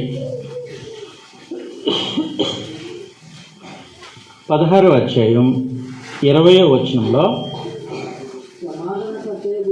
సమాధానకర్తయగు దేవుడు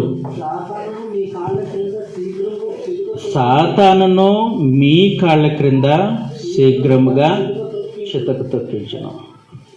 ఏం చేస్తారంటే దేవుడు తల చితికిపోయింది, తోక కూడా కొట్టుకుంటుంది, తోక ఊపుతున్నాడు మనుషుల మీద అపవాది. దేవుడు ఏం చేస్తారనంట, ఏ మనుషుల మీద తోక ఊపాడో అదే మనుషుల చేత వారి కాళ్ళ క్రింద శీఘ్రముగా అపవాదిని చితకు తొక్కిస్తాడు. తొక్కటానికి నువ్వు సిద్ధమా? మన చేత త్రొక్కించడానికి దేవుడు సిద్ధం.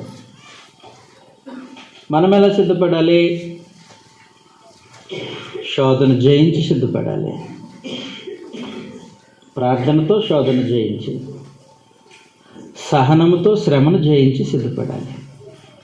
ఇంకా ఎలా సిద్ధపడాలి? ఇందాక మనం చదివిన ప్రకటన గ్రంథంలోనే 12వ అధ్యాయం 11వ వచనం ఇంకొకటి చదువుతాం. అక్కడ జయించిన వారు కార్యక్రమాన్ని చేశారంట. చూద్దాం. వారు గొర్రెపిల్ల రక్తమును బట్టి, తామిచ్చిన సాక్ష్యమును బట్టి సువార్త ద్వారా జయిస్తారు అపవాదిని. దేవుని వాక్యాన్ని అనుసరించి ప్రవర్తించడం ద్వారా జయిస్తారు సాతానుని. ఎవరు? గొర్రెపిల్ల రక్తంలో కడగబడిన వారు. ఎందుకు అపవాదిని జయిస్తారు? తర్వాత మాట అంటారు, వారు ప్రభువునే ప్రేమించారు, ఎక్కువ దేవుణ్ణే ప్రేమించారు, దేవుని ఆజ్ఞను పాటించారు, దేవుడు చెప్పినట్లుగా ప్రవర్తించారు. దేవుడు అందరినీ ప్రేమించమన్నారు కాబట్టి వాళ్ళు శత్రువుని సహా ప్రేమించారు. అప్పుడేమయ్యాడు అపవాది? ఓడిపోతాడు. అది కాబట్టి క్రీస్తు ప్రభు యొక్క రక్తంలో కడగబడిన వారు, ఆయన రక్త ప్రభావాన్ని అనుభవించిన వారు అపవాదిని జయించాలి. ఇంకా దేవునికి ప్రీతికరమైన సేవ చేసేవారుగా ఉండాలి. అంటే ఆయన ఆజ్ఞలు పాటించి నడుచుకునేవారుగా ఉండాలి. ఇలా కాకుండా ఏదో బాప్టిజం తీసుకున్నాం, ప్రార్థనకు వస్తున్నాం, లేదంటే బాప్టిజం తీసుకున్నాం, ఇంక లోకానుసారంగా బ్రతుకుతున్నాం అనేవాళ్ళు మాత్రం, అలా ప్రవర్తించే వాళ్ళు మాత్రం చాలా ప్రమాదంలో ఉన్నారు. చాలా ప్రమాదంలో ఉన్నారు. ఒకసారి మనం వెలిగింపబడిన తర్వాత, క్రీస్తు ప్రభు రక్తం చేత శుద్ధీకరింపబడిన తర్వాత మరలా లోకం తట్టు, ప్రాచీన స్వభావం తట్టు, లోక సంబంధమైన శరీర కోరికల తట్టు మన మనసు మళ్లించుకోకూడదు. ప్రాముఖ్యమైన సంగతి, ప్రాముఖ్యమైన సంగతి. హెబ్రీయులకు రాసిన పత్రిక 6వ అధ్యాయం 6వ వచనంలో నుండి క్రీస్తు ప్రభు యొక్క రక్తంతో కడగబడిన మనుషుల గురించి ఇలాగే హెచ్చరిక చేస్తూ ఉన్నాడు. దేవుని దివ్యవాక్యమును రాబో యుగ సంబంధమైన శక్తుల ప్రభావమును అనుసరించిన తర్వాత, అదిగో తప్పిపోతే, మళ్ళా క్రీస్తు ప్రభు సంఘంలో నుంచి బయటకు వెళ్ళిపోతే, ఆయన మార్గంలో నుంచి తప్పిపోతే. ఇప్పుడు మేము వైజాగ్ నుంచి సహోదరులను తీసుకొచ్చినప్పుడు ఘాట్ రోడ్లోంచి లా తీసుకొచ్చారు. ఇప్పుడు నన్ను ఒక్కడిని వెళ్ళమని వదిలేశారు అనుకోండి, నేను తప్పిపోతే మా ఇంటికి వెళ్ళగలనా? ఇంటికి వెళ్ళా. అలాగూ క్రీస్తు ప్రభు లోకంలో ఎక్కడో చెదిరిపోతున్న మనల్ని తీసుకొని వచ్చి ఆయన మార్గంలో పెట్టాడు. తప్పిపోతే మళ్ళీ వెళ్ళగలమా? ప్రమాదం ఉంది. అందుకోసమే తప్పిపోయిన వారు అన్నాడు.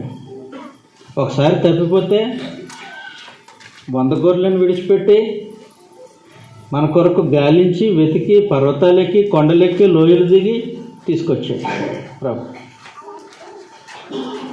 తీసుకొచ్చాడు కదా. మరలా కావాలని తప్పిపోతే తీసుకురాడు ఆయన, తీసుకురాడు. అలాంటి ప్రమాదం ఉంది. చదువు నాయన. తప్పిపోయిన వారు తమ విషయంలో దేవుని కుమారుని మరలా సిలువ వేయచ్చు, బాహాటముగా ఆయనను అవమానపరుచుచున్నారు. కనుక మారు మనసు పొందినట్లు అట్టి వారిని మరలా నూతనపరచుట అసాధ్యం. ఎవరికి అసాధ్యం? మనుషులకా? దేవునికి కూడా అసాధ్యమే. ఒక్కసారి తప్పిపోతే తేవడం ఆయనకి సాధ్యం.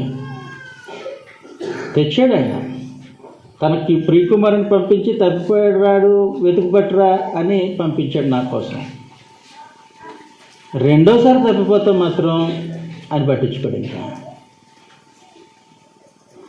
వాళ్ళని ఎలా చూస్తాడంటే, ఒకసారి వెలిగింపబడి మళ్ళా లోకంలో కలిసిపోయిన వాళ్ళని, దేవుని కుమారుని బాహాటముగా సిలువ వేయచ్చు ఆయనను అవమానపరుస్తున్నట్లు పరమదేవుడు లెక్కేస్తాడు.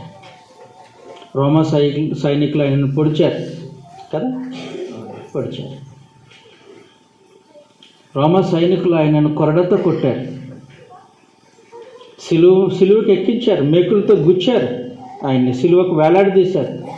ఒక పటం క్యాలెండర్ మేకు గుచ్చి ఎలా వేలాడదీస్తామో గోడకి, అలాగే క్రీస్తు ప్రభుని తన దేహాన్ని సిలువకు మేకులతో వేలాడదీశారు.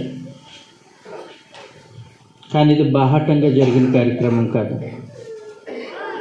2000 సంవత్సరాల క్రితం గెత్సెమనీలో, అంటే గొల్గొతా కొండపైన యూదులు, రోమా ప్రభుత్వం, రోమా సైనికులు చేసిన నిర్వాహకం అది తరం చూడలేదు. చూసిందా? చూడలేదు. కానీ తప్పిపోయిన వాళ్ళు మరలా యేసు ప్రభుని ఈ తరంలోనికి తీసుకొని వచ్చి ఆయనను బాహాటముగా సిలువ వేస్తున్నారు. యేసు ప్రభుని సిలువ వేసిన సైనికుడు ఎవరైనా మీ మధ్యకి వచ్చాడు అనుకోండి, ఇప్పుడు ఏమంటారు మీరు? ఏమంటారు? యేసు ప్రభుని సిలువ వేసిన మనుషులపైన ఆయన రక్తం యొక్క అపరాధం పడింది, తెలుసా?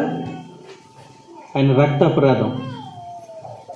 వాళ్ళు అన్నారు, పిలాతు ముందుకు తీసుకెళ్ళినప్పుడు పిలాతు చేతులు కడిగేసుకొని, ఇతను నిర్దోషి, ఇతనిలో పాపం ఏం లేదు, తప్పేం లేదు, ఈయన విషయంలో నేను నిర్దోషినని చేతులు కడిగేసుకున్నాడు. అప్పుడు యూదులు ఏమన్నారు అంటే, ఆయన యేసుప్రభు రక్తం మా మీద మా పిల్లల మీద ఉంటుంది అన్నారు సిలువేసిన మనుషులు. సరే, అలాగైతే మీ మీద మీ పిల్లల మీద ఉంటుంది కాబట్టి పరమదేవుడు గ్రాంటెడ్ అన్నాడు. యూదుల్లో యెరూషలేములో ఒక్కరు మిగల్లా, అందరూ చంపబడ్డారు, పారిపోయారు. 1500 సంవత్సరాలు పైగానే, 1800 సంవత్సరాలు పైగానే దిక్కుమొక్కు లేకుండా ఉన్నారు వాళ్ళు. అర్థమవుతుందా? రక్తం అపరాధం వాళ్ళ మీద పడితే. ఇప్పుడు ఒకసారి వెలిగింపబడి పరలోక సంబంధమైన వరములు రుచి చూచి మార్గంలో నుండి తప్పిపోతే దేవుని కుమారుని బాహాటముగా సిలువ వేయచ్చు ఆయనను అవమానపరుస్తున్నారు వాళ్ళు. అటువారిని నూతనపరచుట అసాధ్యం అని చెప్పాడు. కాబట్టి బాప్తిస్మం పొందిన తర్వాత జీవితం చాలా జాగ్రత్తగా జీవించాలి. మరలా ప్రభుని విడిచిపెట్టి లోకంలోకి వెళ్ళకూడదు. సంఘ సహవాసాన్ని విడిచిపెట్టి లోక కార్యక్రమాల్లోకి పాల్గొనడానికి వెళ్ళిపోకూడదు. దేవుని మార్గాన్ని విడిచిపెట్టి సొంత మార్గంలో లోక సంబంధమైన మార్గంలో నడవకూడదు. నడిస్తే పొరపాటు అవుతుంది. అది బుద్ధిపూర్వకంగా పాపం. చదువుదాం ఈ మాట. హెబ్రీ పత్రిక 10వ అధ్యాయం 26వ వచనంలో, మనము సత్యమును గూర్చి అనుభవ జ్ఞానము పొందిన తర్వాత బుద్ధిపూర్వకముగా పాపము చేసిన ఎడల ఆ పాపము నాకు బలి ఎక్కనో ఉంటుందా? ఉండదు. ఒకసారి పాపం చేసాం, పాపంలో ఉన్నాం, ఉదయకాలం మాట్లాడుకున్నాం కదా. ఆ పాపంలో ఉన్నటువంటి మన కొరకు దేవుడు క్రీస్తు ప్రభుని పంపించారు. ఆయన బలి మన కొరకు పరమదేవుడు అనుగ్రహించాడు. ఇప్పుడు క్రీస్తులోనికి వచ్చిన తర్వాత కూడా బుద్ధిపూర్వకంగా పాపం చేసి మార్గంలో నుండి తొలగిపోతే, సంఘ సహవాసంలో నుండి దూరం అయిపోతే లోకంలో కలిసిపోతే అది బుద్ధిపూర్వకమైన పాపం. ఆ పాపానికి బలి ఉంటుందా? ఉండదు. మరి ఏముంటుంది? అక్కడ ఏమన్నాడనంటే పాపమునకు బలి ఎక్కనో ఉండదు, కానీ న్యాయపు తీర్పుకు దేవుడు న్యాయంగా తీర్పు తీరుస్తాడు. అలాంటి న్యాయమూర్తి అయినటువంటి దేవుడు న్యాయపు తీర్పునకు భయముతో ఎదురు చూచుటను విరోధులను దహించబోవు తీక్షణమైన అగ్ని నిలుచుంటుంది. విరోధులను కాల్చేసే అగ్ని, నరకం, తథ్యం అన్నాడు అనమాట. ఇక అలాంటి వారిని మారుమనసు పొందటానికి, వాళ్ళని మళ్ళా మార్గంలో నడిపించడానికి సాధ్యం కాదు అని చెప్పేశాడు. అందువలన చాలా జాగ్రత్తగా ఉండాలి. బాప్తిస్మలో రక్షింపబడడం చాలా ప్రాముఖ్యం, అందరికి అవసరం, లేకపోతే ప్రమాదం. రక్షింపబడిన తర్వాత ఆయన మార్గంలో ఉండి నడపడం ప్రాముఖ్యం. లోకంలో కలిసిపోతాను కుదరదు, ప్రార్థనలు మానేస్తాను కుదరదు, నా ఇష్టం వచ్చినట్టు బ్రతుకుతాను, లోకంలో సంబంధమైన కార్యక్రమం కుదిరే పని కాదు. చాలా జాగ్రత్తగా ఆయన మార్గంలో అనుసరించి నడవాల్సిన అవసరత ఉంటుంది. కుక్కల్లాగా ప్రవర్తించొద్దు అన్నాడు, పందుల్లాగా ప్రవర్తించొద్దు క్రైస్తవులారా అని. చదువుతాం ఈ మాట. మొదటి పేతురుపత్రిక, రెండవ పేతురుపత్రిక, క్షమించండి, 2వ అధ్యాయం 20వ వచనం నుండి చూస్తాం మనం. వారు ప్రభువును రక్షకుడునైన యేసుక్రీస్తు విషయమైన అనుభవ జ్ఞానము చేత ఈ లోక మాలిన్యమును తప్పించుకున్న తర్వాత, అంటే క్రైస్తవుడైన తర్వాత మరలా ఈ లోక మాలిన్యంలో చిక్కబడితే, లోకంలో కలిసిపోతే, దాంట్లో ఇరుక్కుపోతే, అసలు లోకాన్ని జయించాలి క్రైస్తవుడు. మళ్ళా లోకం ఎత్తను జయించేసింది. వాటి వలన జయింపబడితే వారి కడవరి స్థితి మొదటి స్థితి కంటే మరి చెడ్డదగును. వారు నీతి మార్గమును అనుభవపూర్వకముగా తెలుసుకొని తమకు అప్పగింపబడిన పరిశుద్ధమైన ఆజ్ఞలు, చూడండి, దేవుడు ఆజ్ఞలు పరిశుద్ధమైనవి, గుర్తుపెట్టుకోవాలి. వాటిలో నుండి తొలగిపోకూడదు, ఆయన ఆజ్ఞాపించిన సంగతుల్లో నుండి తొలగిపోకూడదు. అదే చెప్పాడు. ఆజ్ఞల నుండి తొలగిపోవట కంటే ఆ మార్గము అనుభవపూర్వకంగా తెలియకుండాటియే మేలు. బాప్తిసం పొంది లోకంలో కలిసిపోవడం కంటే అసలు ఇలాంటి మార్గం ఉందని వాళ్ళకి తెలియకపోవడమే మేలు అని. తర్వాత భయంకరంగా మాట్లాడేశారు. కుక్క ఏం చేస్తుంది అంటే కక్కింది మళ్ళీ తింటుంది. అది కుక్క స్వభావం. కుక్క తన వాంతికి తిరిగినట్లు, కడుగుబడిన పంది బురదలో దొర్లినట్లును, పందిని కడిగితే మరలా బురదలోనికి వెళ్ళిపోద్ది. స్పెయిన్ దేశంలో, స్పెయిన్ తెలుసు కదండి, మన భారతదేశంలాగే స్పెయిన్ అని ఒక కంట్రీ ఉంది. బైబిల్లో కూడా స్పెయిన్ అని పేరు ఉంటుంది. ఆ దేశంలో మనుషులు మనం పాడి ఆవులను, పాడి గేదెలను పెంచుకున్నట్టు పందులు పెంచుకుంటారు.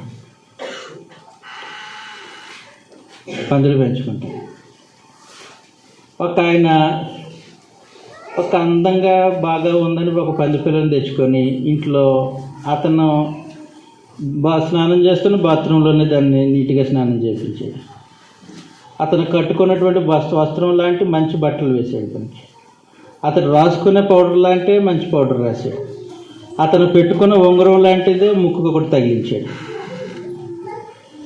అతను వేసుకున్న షూస్ లాంటివి, దానికి కూడా మంచి షూస్, మంచి బూట్లు తొడిగాడు. అతను కొట్టుకున్న సెంటే దానికి కొట్టాడు. ఇద్దరు రోడ్డు మీదకి వచ్చారు. రోడ్డు మీదకి వస్తే ఈయన రోడ్డు మీద ఉన్నాడు, అది బురదలో ఉంది. ఏమో ఇలా చేసావు నేను పందిని నా స్వభావాన్ని బట్టి ఇలా చేస్తాను, నన్ను మార్చుకోమంటే ఎలాగా అన్నారు. పంది ఏం చేస్తుందంటే ఎన్నిసార్లు కడిగినా బురదలోకి వెళ్తుంది. కుక్క ఏం చేస్తుందంటే తను కక్కిందే తింటుంది. చెడ్డ స్వభావం, చెడు, పాపం కక్కేశాం, విసర్జించాం అన్నాడు కదా. వీటిని విసర్జించండి అంటాడు కొన్ని సంగతులు. అపవిత్రమైన దాన్ని విసర్జించేయండి అన్నాడు. కక్కేశాం, మళ్ళా తినొచ్చా? కుక్కలు అయితే తింటాయి, మనుషులు తింటారు. క్రీస్తు ప్రభు తన రక్తం చేత మనల్ని కడిగేశాడు.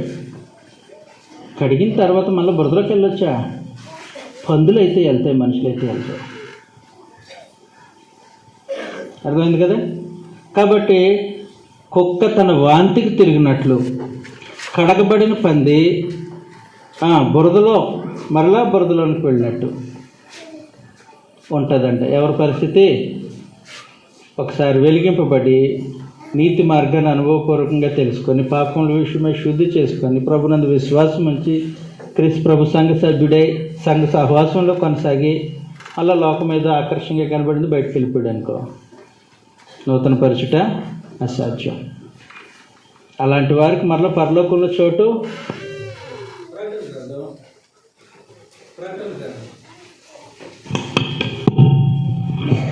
ప్రకటన గ్రంథం 22వ అధ్యాయం. ప్రకటన గ్రంథం 22వ అధ్యాయం 14వ వచనంలో నుండి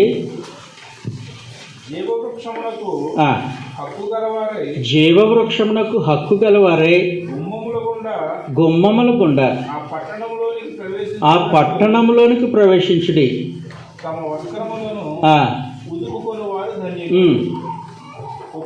కుక్కలు, మాంత్రికులను, వ్యభిచారులను, నరహంతకులను, విగ్రహారాధకులను, అబద్ధమును ప్రేమించి జరిగించి ప్రతివాడును వెలుపటే ఉంటాడు. పరలోకపు పట్టణంలోని ప్రవేశించరు. ఎక్కడుంటారు? వెలుపటే ఉంటారు. ఎవరు? అందులో ఫస్ట్ లిస్టులో ఎవరిని పెట్టాడు? కుక్కలు. ఎవరే కుక్కలు? ఈ కుక్కలు అని దేవుడు మాట్లాడింది ఎవరి గురించి అంటే, ఒకసారి వెలిగింపబడి క్రీస్తు ప్రభు సంఘ సభ్యుడైన తర్వాత మరలా లోకంలోనికి వెళితే వాళ్ళు ఏమన్నారు? మరలా దేవుడు పట్టణానికి చేర్చుకుంటాడా? చేర్చుకుంటాడు. అందువలన క్రీస్తు ప్రభు యొక్క రక్తంలో కడగబడిన వారు ప్రవర్తించవలసిన విధానం జీవము కలిగిన దేవుని సేవించాలి, ఇంక దేన్ని కాదు. తర్వాత ఆయన ఆజ్ఞాపించినట్లుగా ఆయన ఆజ్ఞలను అనుసరించి ప్రవర్తించాలి. మాట్లాడుకున్నాం కదా, ఇదే కదా నిన్ను అడుగుతున్నా అన్నాడు కదా. న్యాయముగా నడుచుకొనటియో, కనికరమును ప్రేమించుటయో, నీ దీన మనసు కలిగి నీ దేవుని ఎదుట ప్రవర్తించడం. అపవాదిని ఎదిరించాలి. ఎదిరించాలా? ఎదిరించాలి. బలవంతుడే కానీ చిత కొట్టబడింది తల. ఇప్పుడు తోక ఒకటే కదులుతుంది, తల లేదు. ఎవరికి హాని చేస్తుంది? ఎవరికి హాని చేయదు. కాబట్టి నువ్వు ఎదిరించి నిలబడు. నువ్వు బెదిరిస్తే అపవాది పారిపోతాడు, ఓడిపోతాడు. కాబట్టి క్రీస్తు ప్రభు రక్తంలో కడగబడిన వారు అపవాదిని జయించాలి. తర్వాత మరలా వెనక్కి వెళ్ళకూడదు. బుద్ధిపూర్వకంగా పాపం చేయకూడదు. క్రీస్తు ప్రభుని బాహాటంగా సిలువేయకూడదు. వేస్తే వాళ్ళకి నరకమే తప్ప పరలోకపు పట్టణం ఉండదు. కాబట్టి అది జాగ్రత్తగా ప్రభు మార్గంలో నిలిచి ప్రయాణం చేయాలని నన్ను నేను హెచ్చరించుకుంటూ ప్రేమతో మీకు మనవి చేస్తూ ఈ మాటలు ముగిస్తూ ఉన్నాను. అందరికీ వందనాలు సార్.